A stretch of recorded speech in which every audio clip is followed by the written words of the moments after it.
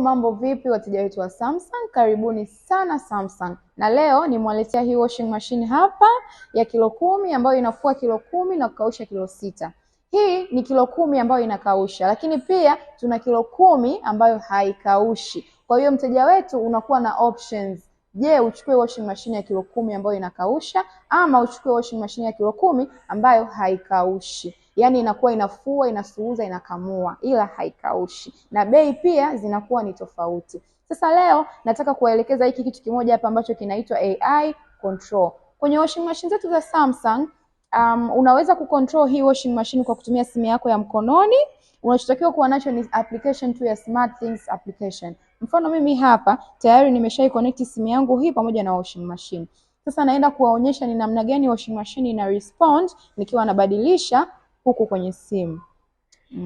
Mfano hapa nilikuwa nimeset quick wash, lakini sasa na set cotton. Kwa hiyo nitaweka okay, send to washer. Okay, unaona kabisa huku imerespond na imebadilika. Lakini pia nikitaka kuweka hapa rinse imewekwa 2 times, kwa mimi naweza kuweka 3 times ama 4 times. Okay, send to washer. Na huku pia unaona imebadilika.